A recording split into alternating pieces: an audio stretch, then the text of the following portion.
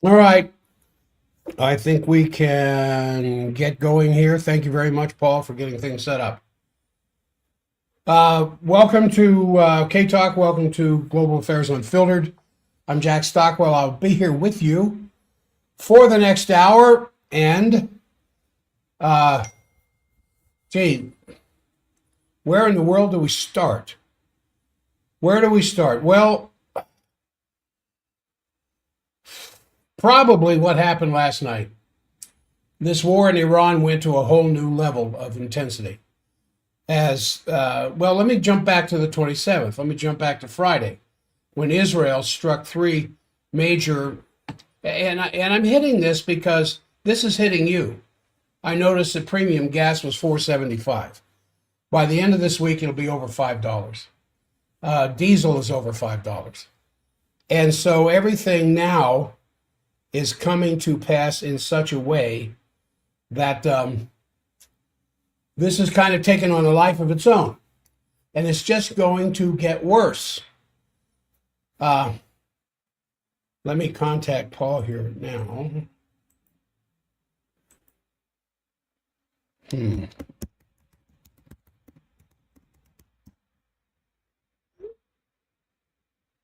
Sorry. Uh, these three major Iranian steel factories were hit Friday. Drop at Mubarakeh, Esfahan, and Khuzestan. And Dropsite News reported that iron and steel is Iran's second largest export, of course, category behind oil at 6.5 billion, and that their three plants together produce roughly 70% of the country's steel. They still import. But in addition, state media confirmed that Israel had made strikes on the Shahid heavy water complex in Iraq and Artican yellowcake plant in Yazd. And the IDF confirmed the strikes as well, and a power plant was also struck. Iran's foreign minister, and here's where it gets rough. Iran's foreign minister Araghchi responded strongly to these attacks. He said, this is last Friday. Now, a lot has happened in the last 24 hours because Araghchi's prophecy back then has come to pass. He said, Israel has hit two of Iran's largest steel factories, a power plant and civilian nuclear strikes, among other infrastructure. Israel claims it acted in coordination with the U.S. Attack contradicts POTUS extended deadline for diplomacy. Iran will exact heavy price for Israeli crimes. Once again, the United States is attacked during diplomacy for the third time against Iran. So a statement from the Islamic Revolutionary Guard warned of an Iranian retaliation at similar facilities in Israel, Kuwait, the UAE, the standard players, Bahrain, Saudi Arabia, Qatar. And they said this is direct from the IRGC. We warn all employees of industrial companies in the region with American shareholders, as well as heavy industries allied with the Zionist regime, to immediately leave their workplaces so that their lives are not put at risk. Residents within 1 kilometer radius of such industrial sites should evacuate their homes until the attacks are carried out. Oh, wow. Trump's claims about initial negotiations appear to have gone up in the flames with or without his approval. I was just watching another presser where he's sitting there at his desk, not the one where he spent 20 minutes on a Sharpie pen in the middle of a defense update, but the latest one, where he's talking about how they sunk all the Iranian Navy, how they shot down the Navy. He did use the words, we shot down their 128 ships. It just pains me to say these things. It pains me to say these things. And Hegseth is sitting there chomping at the bit, almost salivating. Rubio's on the other side looking embarrassed as the president says that Iran can't hold out much longer because we are going to take the Strait of Hormuz. So what happened last night? Well, Iran struck Tel Aviv and struck Bahrain in different areas than they have been. They've been going after communication centers. They've been going after defense facilities. They've been going after the equipment yards, airports. What they went after last night was supply chain targets.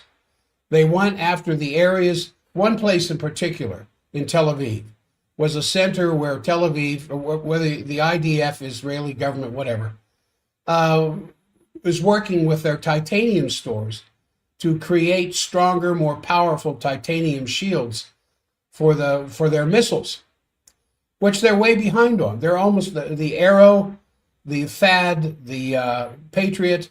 They have almost nothing left as it is. And so what Iran was targeting were the tiny little areas here and there, as well as the ports in Bahrain, taking out a crane. You've seen these cranes. I mean, if you've ever been to Northern California, especially the area of Oakland, and you see how the Oakland Bay there is just surrounded by these gigantic cranes, over 100 feet high, that can lift these cargo carriers off of these big ships. They just took out that facility in the Haifa port.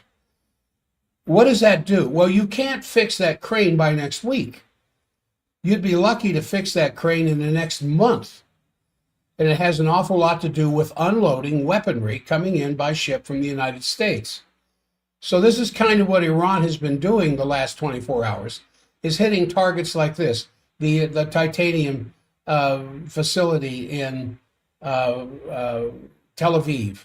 And not just communication centers, not just defense facilities, but different operations inside their defense industry and their communications industry and their electrical support industries that start way back at the beginning, so that the cascading sequelae that take place after that have much longer detrimental effects than just taking out something that could be repaired within a few hours to a few days.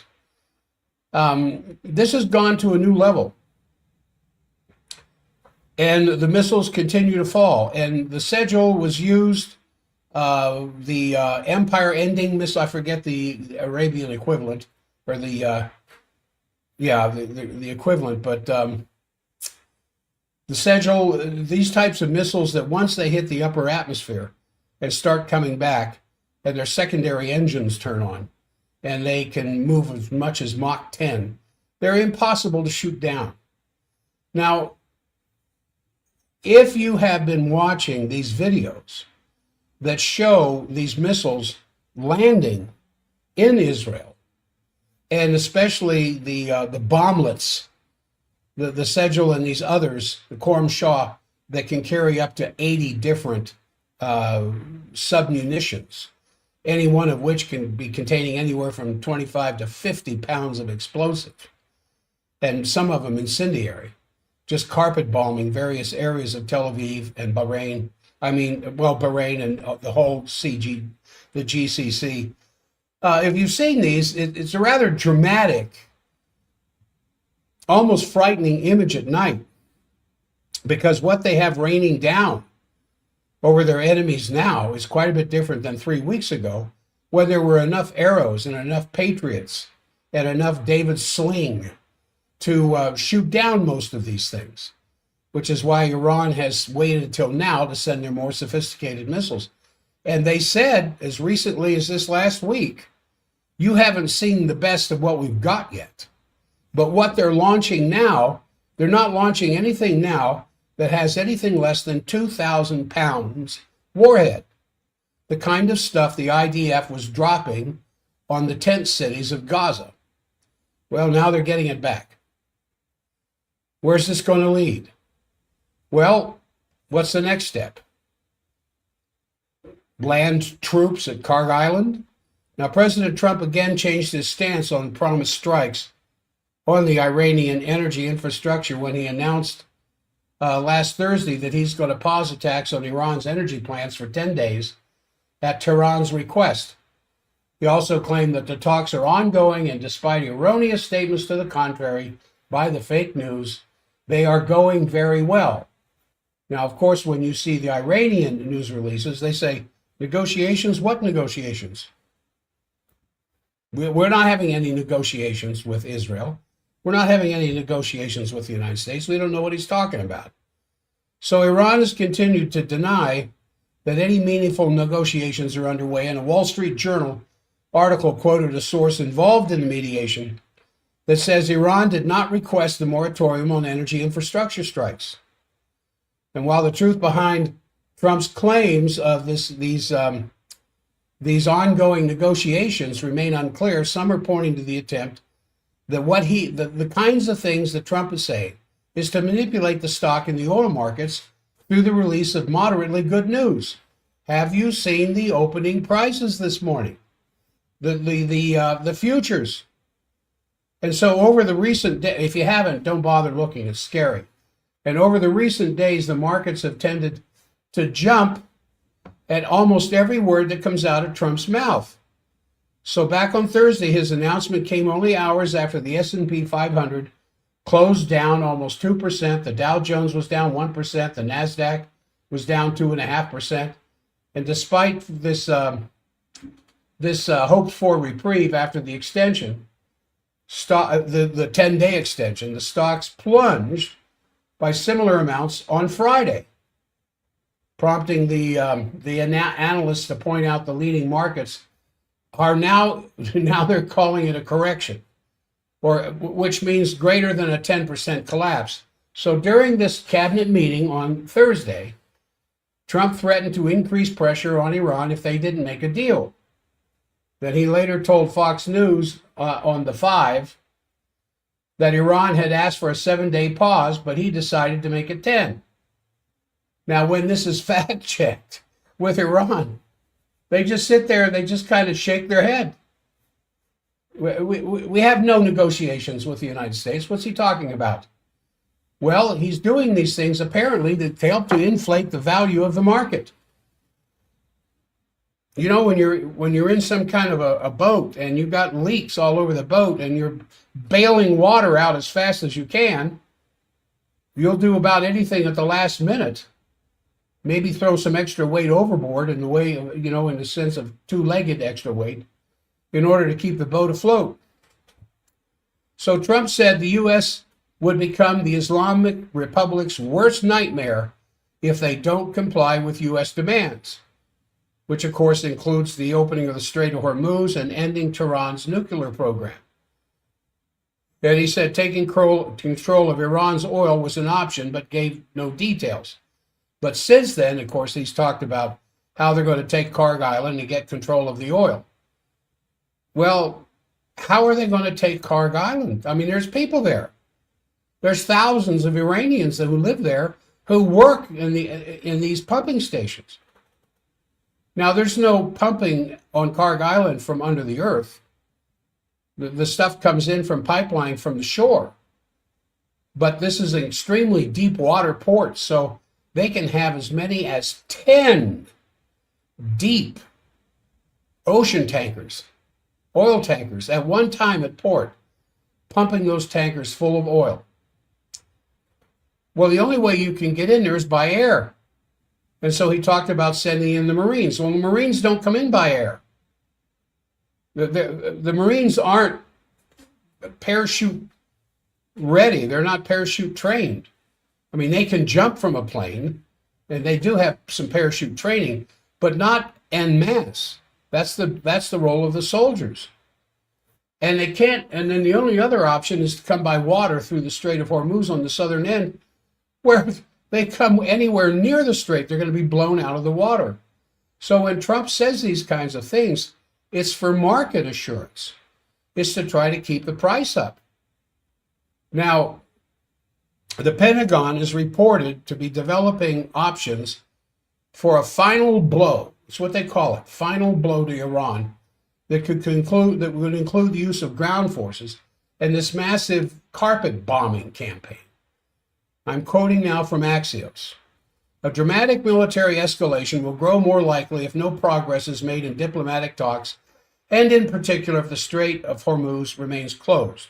some U.S. officials think a crushing show of force to conclude the fighting would create more leverage in peace talks or simply give Trump something to point to and declare victory, which of course Trump is looking for an off-ramp here, as the wording goes, so that he can turn around and say, we won, it's over with now, we won. Well, what does Iran want? To open up the Strait of Hormuz.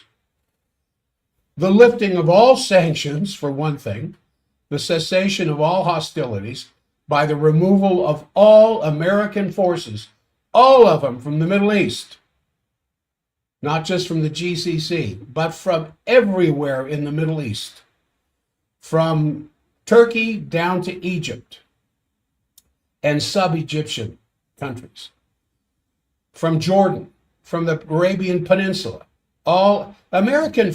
We have no business over there whatsoever anyway, but we're only there at the behest of Israel.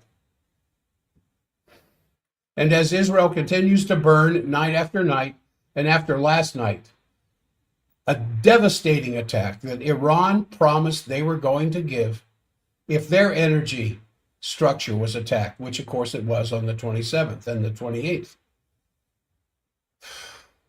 And this time, the Iranians warned. They warned the citizens of these enemy countries, the GCC, Israel, other places. Don't be within a kilometer of these targets. And how sure can you be when you say something like that you don't walk away with egg on your face if those targets aren't hit? But they know these targets would be hit because the defensive Iron Dome shield of Israel is gone. Now, I don't want it to look like I'm championing the cause of Iran. What I'm trying to do is to show the absolute idiocy of what is coming out of the White House right now at the behest of Israel. That now President Trump is saying, we're going to open the straits. The straits were open a month ago. Strait. The Strait of Hormuz was open a month ago. And it's the action of the U.S. forces in Israel that closed it. And now the threat of more military action in order to open it. Do you see the insanity of what's going on here? President Trump was assured by the knuckleheads, the boneheads, and traitors like Lindsey Graham that the war would be over within 2 to 3 days. Take out their spiritual leader, and then the government, the regime will fall, and the citizens of Iran, instead of in the streets chanting death to America, will be waving the red, white, and blue over every city in Iran. And based on that delusion, they went ahead and decided to do the attack, which in the first hour took out their religious leader. Now, you don't just take out government leaders and then, just kind of, well, haha, we got you. But when you take out the supreme religious leader for very, very religious people, you may have taken a bridge too far. So now Iran is in a position where they will say how the war is going to end. And many of these different scenarios that are being fostered from one end of the planet to the other, how it's going to be prolonged here or intensifying the fight there, and these efforts that are going on with India and a few other countries to try to open up some negotiating talks. It's the same thing with Russia in the Ukraine. Russia's already said, you stop all hostilities, you pull all your forces out of already occupied Russian territory that is now part of the Russian Federation. The Nazis in Kyiv have to go, and you have to write into your constitution that Kyiv and the Ukraine will never, ever become a part of NATO. And you have to reduce the military force of your country by 80%. And all missiles have to go. Then we'll sit down and talk. But still, you have these two real estate agents showing up trying to convince Lavrov. They don't talk to Putin that much anymore because Putin hasn't got time for such nonsense. And Lavrov keeps telling them the same thing. These are the conditions for us to stop the hostilities. And now Iran has said these are the conditions for us to stop bombing. If you don't meet these, we're going to continue to bomb. If you escalate, we're going to escalate. So in interviews with Axios, the officials and the sources familiar with the internal discussions described four major final blow options that Trump has to choose from. And this is what President Trump is saying. And I use the term president loosely because he needs to be 25th Amendmented before Israel finds itself needing to launch anywhere from 20 to 100 nuclear bombs. All right, so Trump is given four final blow options. Invading or blockading Karg Island, which of course is Iran's major oil export hub. Invading Larak, which is an island that helps Iran solidify its control of the Strait of Hormuz. This strategic outpost hosts the Iranian bunkers, attack craft that can blow up cargo ships, and radar that monitors the movements inside the strait. Remember, the strait's only 36 kilometers wide at its narrowest point. 36 kilometers isn't very far. You know, it's not much further than Ogden to Salt Lake. Seizing the strategic island of Abu Musa and two similar islands which lie near the western entrance to the strait that are controlled by Iran but claimed by the AEF or the UAE. And then blocking or seizing ships that are exporting Iranian oil on the eastern side of the Strait of Hormuz. Try that with the Chinese ships. Try blocking or seizing a Chinese ship that has free reign through the strait. You see where this madness can lead? Now, the U.S. military is also reportedly prepared to for ground operations deep inside the interior of Iran to secure the highly enriched uranium buried under who knows how much concrete within their nuclear facilities.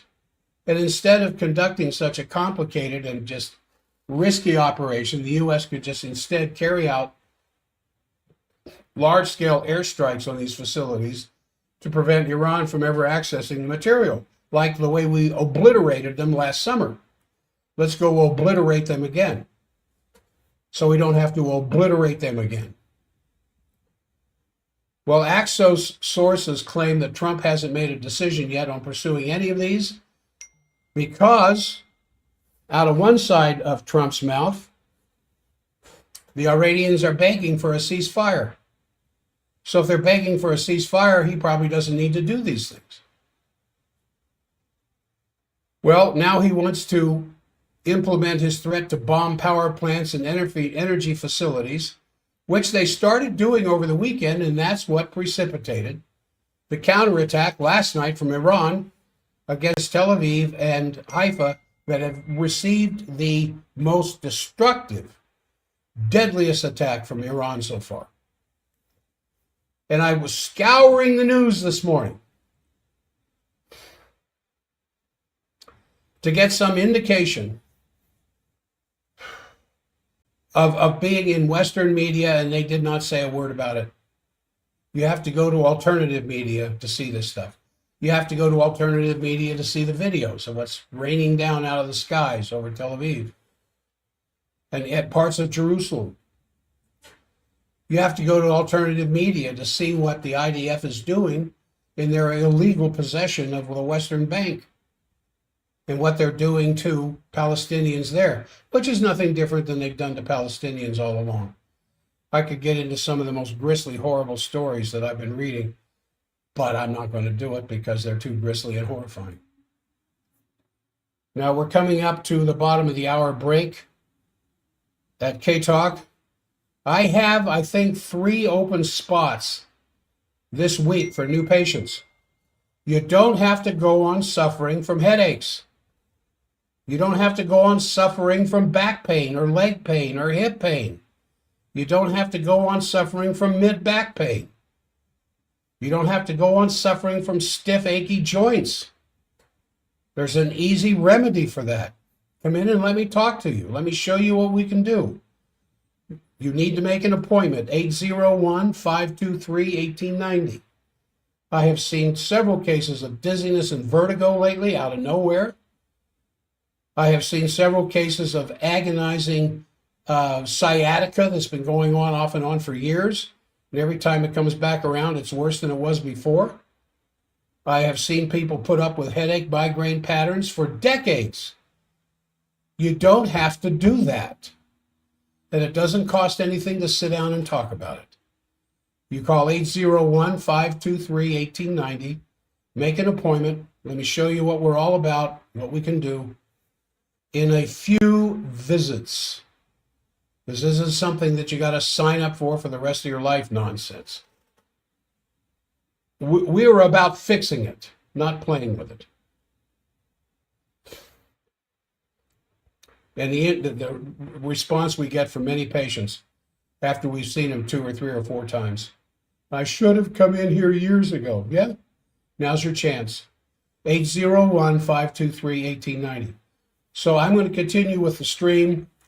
I want to get into a general update of other things that are going on, as well as what you can expect this week in this conflict over there as soon as the news, the bottom of the hour break hits K-Talk. And I appreciate the chance I have to get on here and pontificate as I do. It helps me deal with what's going on. It helps me deal in my own mind with what's going on, because I have a hard time sleeping at night like some of you do. Fearful of what's coming. Fearful of the food wars, fearful of the gas wars, but more importantly, fearful of conscription. Because I have draftable grandsons. And I don't want to see that happen. So President Trump, who had first given a 48-hour ultimatum to Iran to basically capitulate, then last week, on Monday, before the ultimatum ran out, it was prolonged until today. And so Friday, in the meantime, that seems to have been prolonged again now until April 6th. And the problem with that is that after 2 times, the negotiations involving Witkoff and Kushner, our favorite real estate agents, who interestingly enough are not recognized as foreign diplomats by any other country except Israel. The arrogance behind this stuff. And of course, due to market manipulation and coordinating investments in the stock market and others, based on the almost hourly announcements by President Trump, I mean, the ultimate insider trading information. Apparently, I can't prove it, I may be wrong, but Witkoff and Kushner have made billions since this war broke out a month ago. And so there they are. They're used as this pretext to prepare an attack by the United States and Israel, a further round. I'm sure anybody in the world is putting a lot of confidence that this is actually meant to be very serious, but trust has completely disappeared from international politics as well. Lavrov essentially said that much last week. So we may have until April 6th, but boy, after what happened last night, I have to ask, is Trump going to launch his B-52s for a Cambodia, Laos-type carpet bombing of Iran?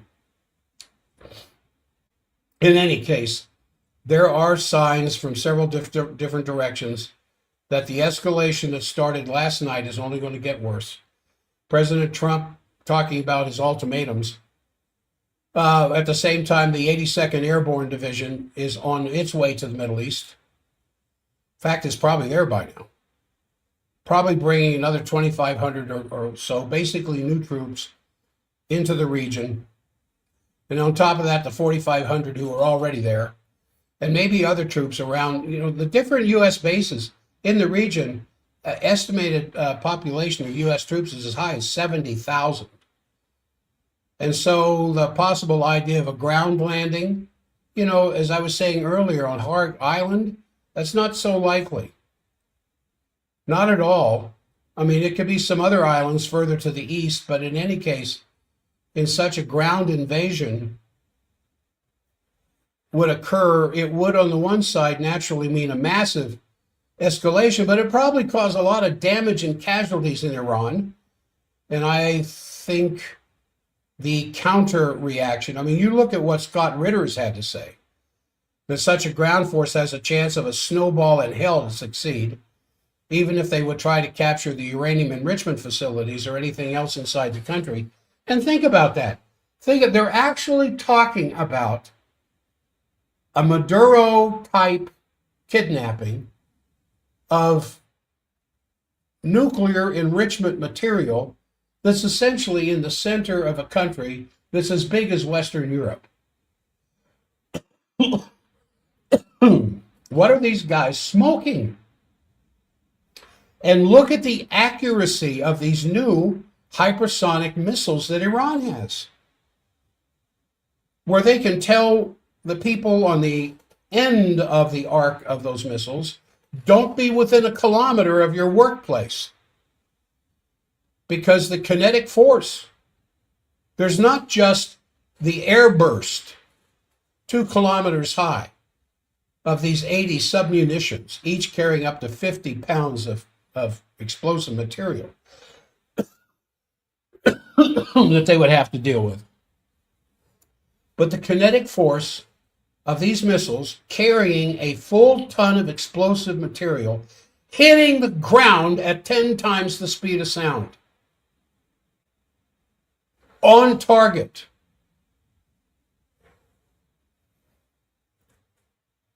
I mean, it's very clear that all the goals to decapitate the Iranian government, or as they call it, as the West calls it, the regime, have completely failed.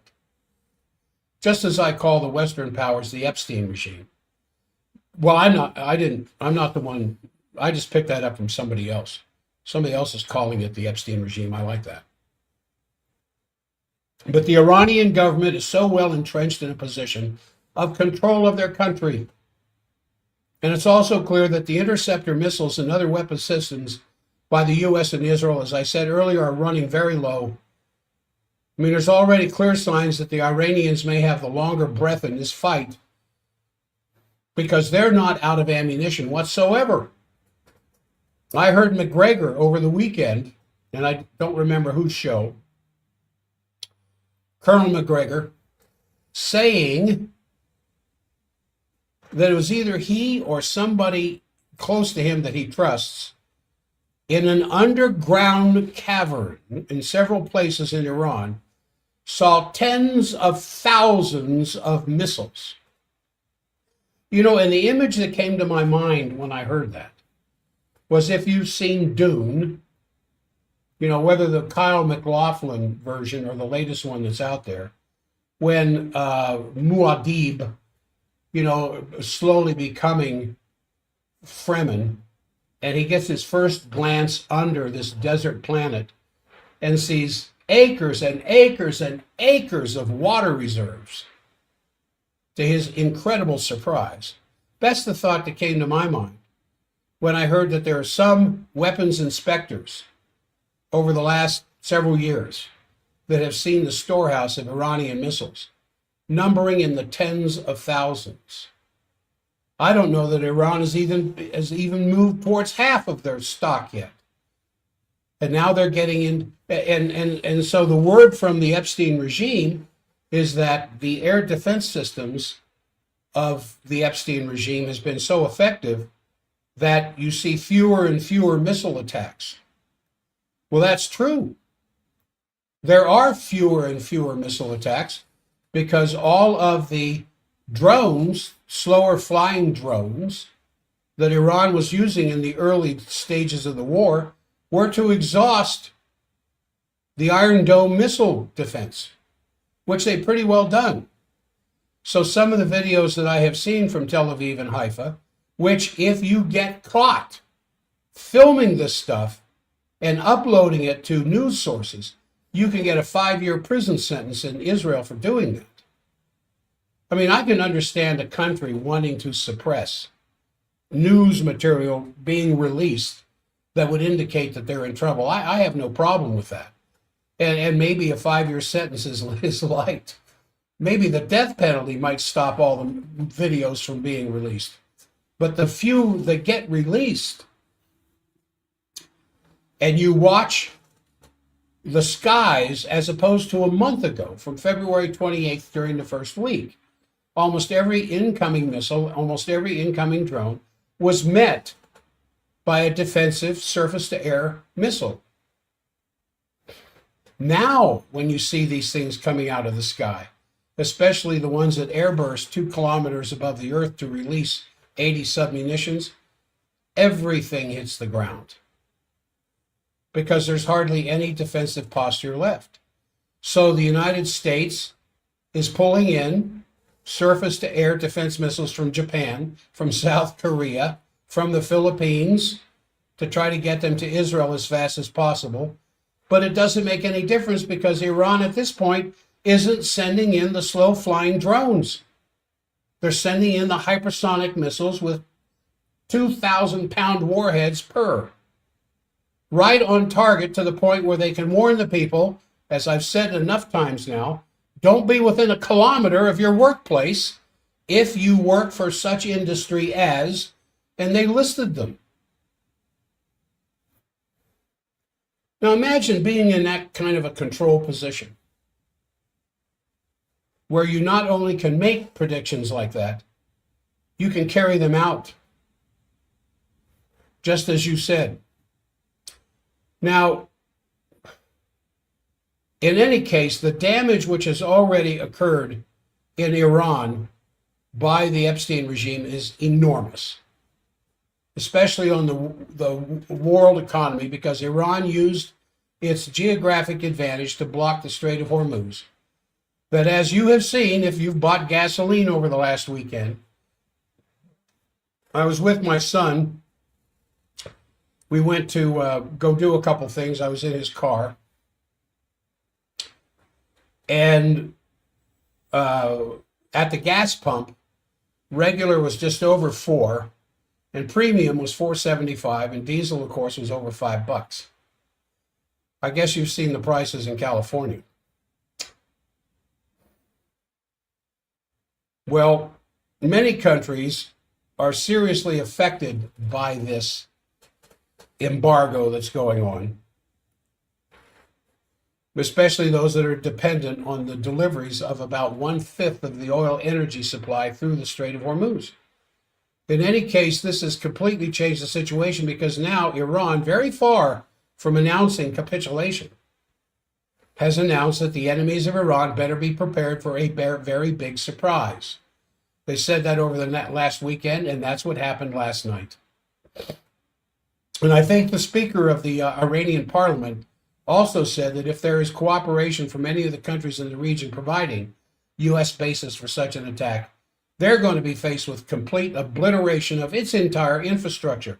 And they were warned of this in advance before Friday's attack on Iran's energy infrastructure. Now, when you keep poking the belly of some enemy that's standing eye to eye, face to face, and every time you do, they pummel you. And then you get back up and wipe the blood off your face, and then you poke their belly again, and they pummel you again, harder than the last time. And then the last time you got broken facial bones, and you get back up on your feet, and you threaten to pummel them again, and then you pummel them. And what are they going to do next time? It's kind of like that scene from, is it Goodfellas?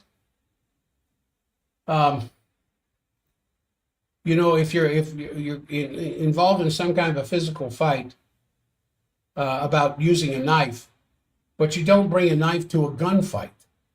That's a terrible quote. I did that terribly. But you get the idea. You don't bring a knife to a gunfight. And to the Iranians, that's what this is. Now, the possibility of this war escalating to the ultimate is very much there. Because if Israel is losing, and it looks like they are, I think the more accurate statement is that Iran is winning. Because there's an awful lot more targeting by Iran than just Israel. But if Israel's losing, there's the worry that's been expressed by many experts, including Ted Postel, all over this planet, that they would eventually fall back on nuclear weapons. In which case all bets would be off, and we would possibly be in an escalation that could, in the worst case possible, end with World War III.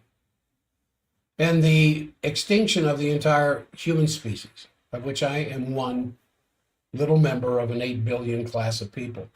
Although I question whether there's really 8 billion people. But anyway, that would involve other countries like Jordan, Turkey. Obviously, the Red Sea, the Dead Sea are not without reach. They would be closed to traffic. In other words, there are many aspects of an escalation which could really send the world economy into an absolute depression. Now, there are those who are saying the United States is now in a depression because there's a 10% loss in physical gain. But that wouldn't matter if nukes were flying. This is why more and more people who you've never heard of coming out and getting involved with trying to bring the world to its senses in lobbying, forcing, twisting the arm, whatever, of the Epstein regime to stop their attack on Iran and do what Iran said. All sanctions must be lifted, all of them. And there's something like, well, there's several hundred sanctions. Almost anything that you can imagine that would make life better. The Epstein regime has sanctions against it. And what do those sanctions mean? Well, it means that these things cannot be delivered to Iran. Well, who would deliver them? Other countries.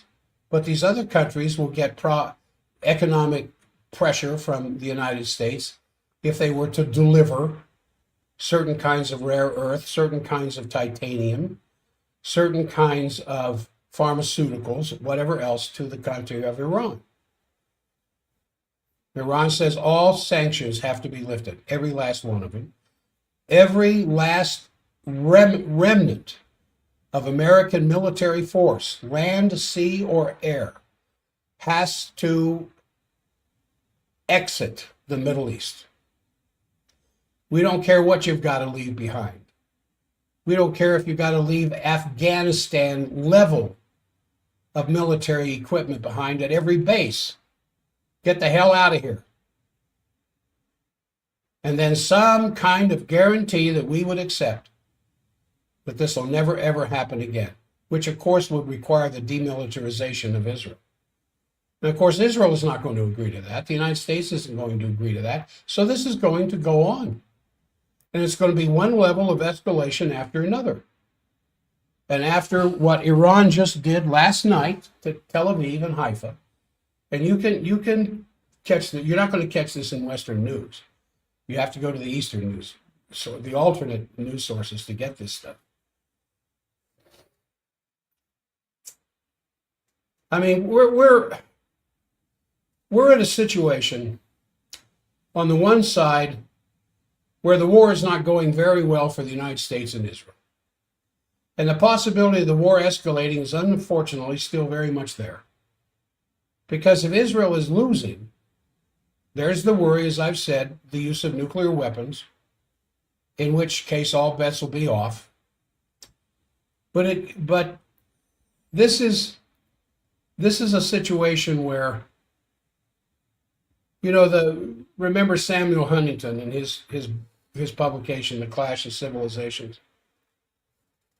And the whole idea was forwarded that there needed to be a dialogue of civilizations, which at that time was the effort of the oligarchy by the international empire factions to make sure that American hegemony and the American petrodollar remained the backbone of international trade. And then after the end of the Cold War, and we started losing sight of a palpable enemy, then something else had to be created. And what better area to do this than the Middle East? Now, if you look at the region of Southwest Asia, including many countries like Afghanistan, which has not been rebuilt, mind you, after 20 years of NATO occupation, many years before that, there is right now a gigantic humanitarian crisis going on in Afghanistan. And also because of the war with Pakistan that they're waging. Iraq, which was one of the targets of the interventionist wars, is still devastated. Syria is devastated after many years of the U.S. sanctions against them and all kinds of war operations. Likewise in Yemen, the West Bank, Lebanon, Iraq, all of these countries are in a complete state of collapse. And that is why there are those who are calling for this joint development based on the concept of the Oasis Plan. And I can't see any other way out of this, where you finally do something like the Treaty of Westphalia and end the 150-year war. The building of canals from the Mediterranean to the Red Sea and the Dead Sea, and the useful, peaceful nuclear energy for vast, vast amounts of desalination of ocean water, to use that to green the desert, to build forests, farmlands, orchards, to green the desert, to use that water to feed an infrastructure that would green the desert.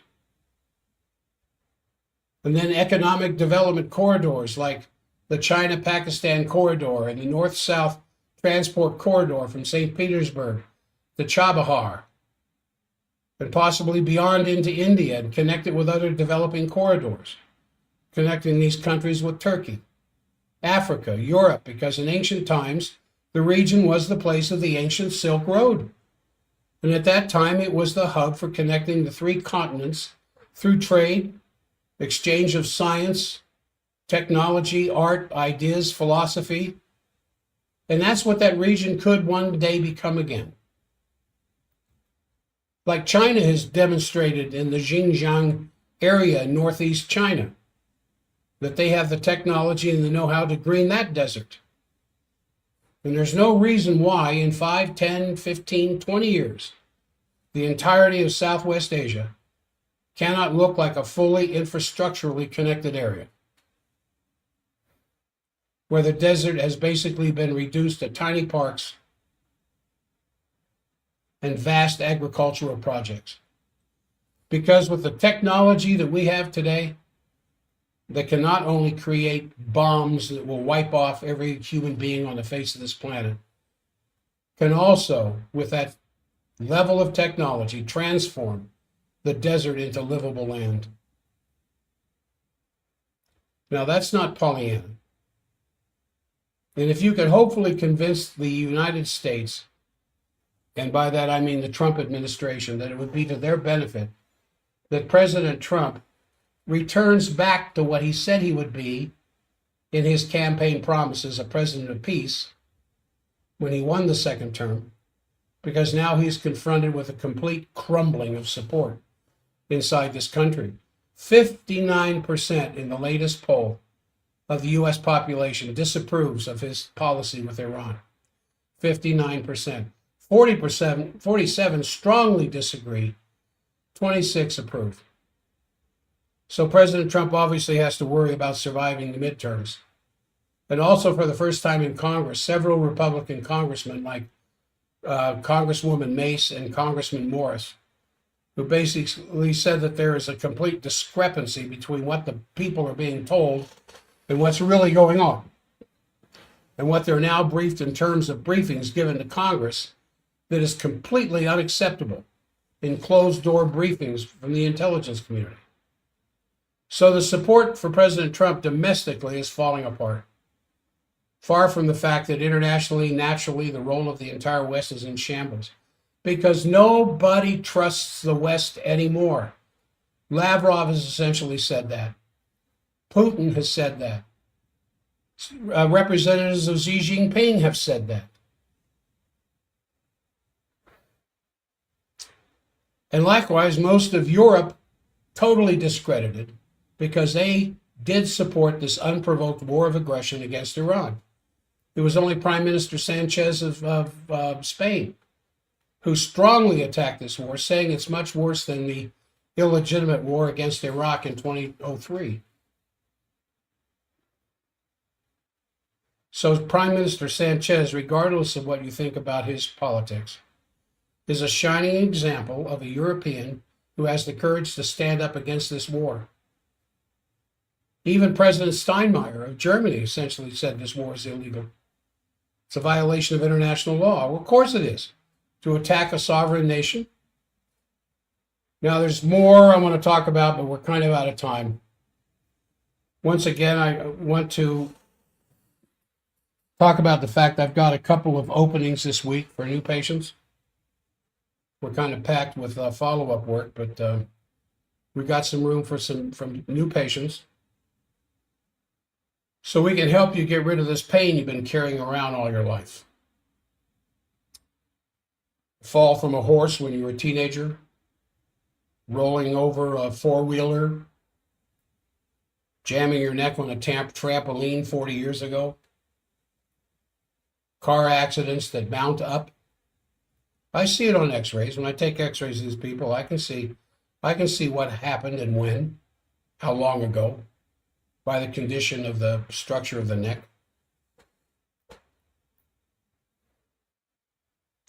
So this Christmas special, here we are, the end of March. By the end of this week, it will be April. I'm still carrying it on because there's been so much demand for it. So many people have said, well, we've been waiting and waiting for this kind of a special. Well, it's here. 801-523-1890. 801-523-1890. And what am I seeing? Headache, migraine problems have been around for decades. Back pain, sciatic pain, knee pain, hip pain. It's been there for decades. And sometimes it gets better, and then it gets worse, and it gets better, and then it gets worser, and then worser, to make a point here.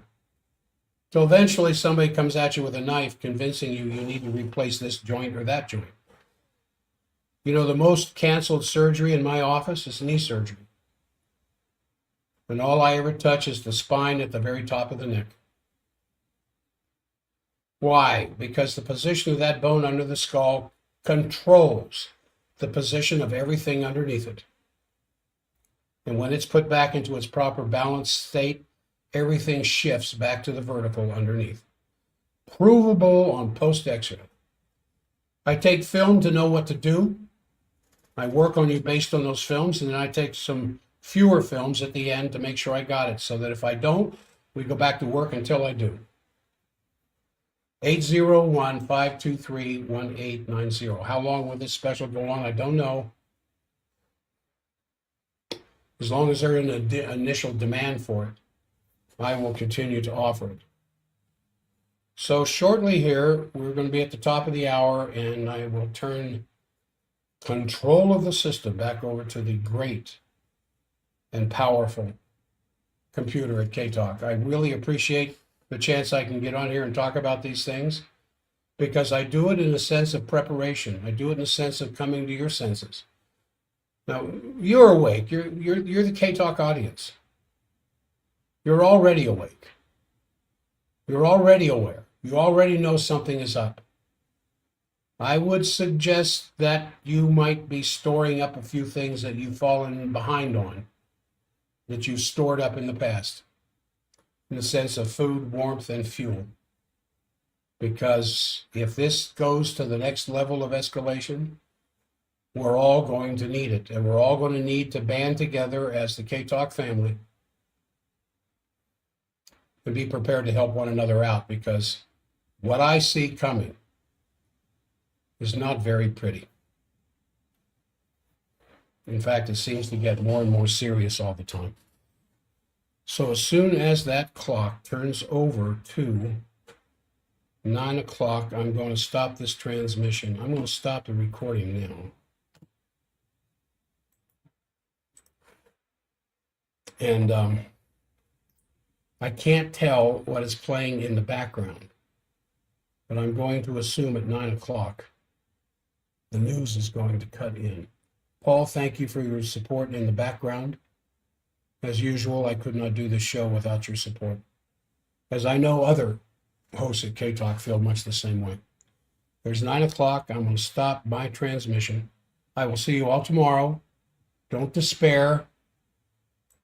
Now's the time to be wise as serpents, but harmless as a dove.